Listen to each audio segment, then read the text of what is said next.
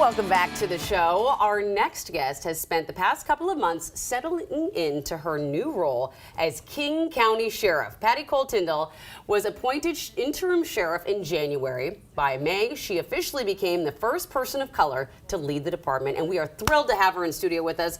Welcome to New Day, Sheriff. Thank you. I This appreciate is really exciting to finally get to sit down and talk to you. But first, let's start from the beginning. Where are you from? You're not originally from Washington. How did you come here? Well, my father was in the Air Force, and I'm a military brat, and we moved here when I was a junior in high school. Oh, that is cool. So you've been here since then. So a few years. Few years. Not too many. Right. Did you always know you wanted to get into law enforcement? No.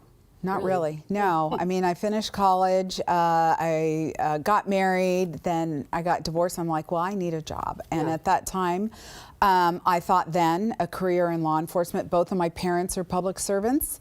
And so I thought, well, you know, that's probably for me too. And so I was applying with the FBI along with the Washington State Gambling Commission, and realized that I probably needed to stay local to have help with my son, who was very young at the time.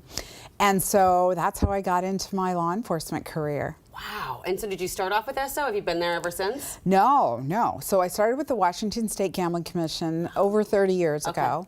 And I was there for about 5 years, but then I left and did a variety of other things in government. So came to King County government in 1998. So I've been here for a bit in the King County government and had a number of roles. Was the Executive Constantine's labor director. Oh my goodness. I also was the director of the Office of Law Enforcement Oversight, and that's what got me in front of then Sheriff John Urquhart, who said, I want you to come work for me. So in October of 2015, I ended up in the Sheriff's Office as a division chief.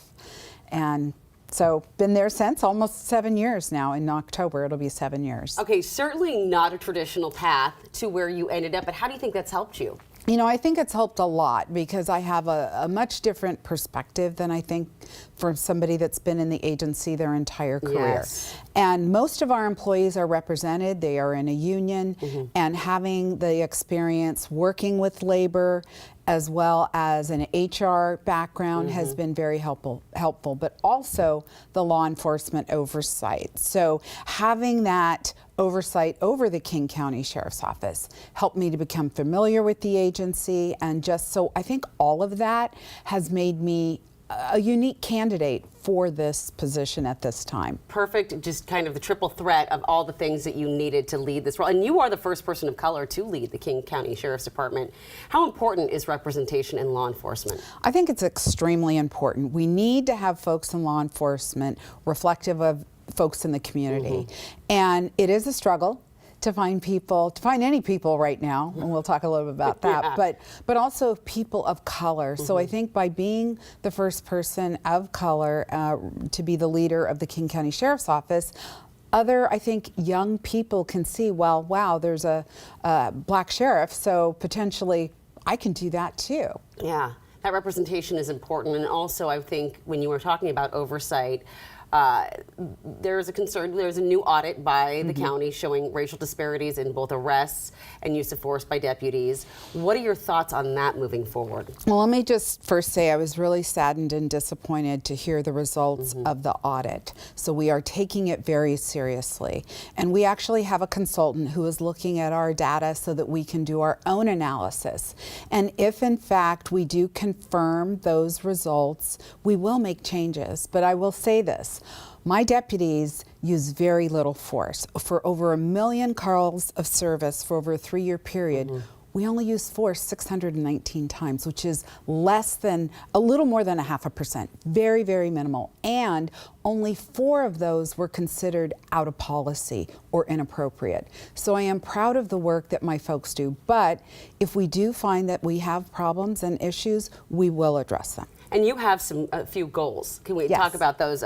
You're working to improve transparency. Yes. So I think in law enforcement it is extremely important to be transparent to the public, to the people that we serve, so they can see what's going on in the agency. So there's a number of ways we do that. Currently, we have use of force and internal affairs dashboards on our website, so anybody in the community can go at any time and look and see what's happening. Where you're at. Then additionally, we are working to create, the executive will be creating an oversight or advisory committee to the sheriff. So we will stay tuned for that. Later this year, there will be a recruitment for people from the public who would like to be part of that group. And that group will help to provide ideas, look at our policies. So that's another way to be transparent, but also our partnership with the Office of Law Enforcement Oversight. Right. So, you know, one of the things I think is so key that you don't actually see a lot of leaders focus on enough is it says that one of your goals is changing morale. yes. So obviously morale is a big issue. We right now have a large number of vacancies. So in the beginning of the year when I took over as interim sheriff, it was really important that we started to rebuild and reestablish relationships with the community, with the council, but most importantly with our own employees. Yeah. So we communicate, I do a monthly video to communicate with them.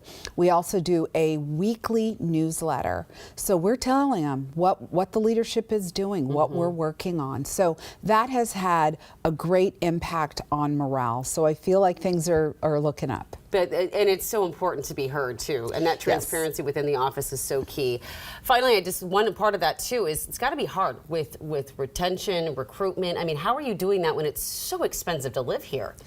Well, we offer a signing bonus for laterals, but I really believe people don't come here for a one-time signing bonus. They come because they want to be part of a community and they want to have an opportunity to serve the public. Yeah. So making the King County Sheriff's Office a place that our current employees want to stay, I think is key, but then also being an agency where others want to come. So since the beginning of the year, we've hired 38 people. I know that doesn't sound like a lot. No, that's a lot. But it is a lot. SPD's over there going, 38, Right. you lucky Right, things. Right. So, but I will say we've also lost like 38. Okay. So it's treading water at this point, but we do have a goal. We have a strategic recruiting plan, and we are on target to hire more and more people.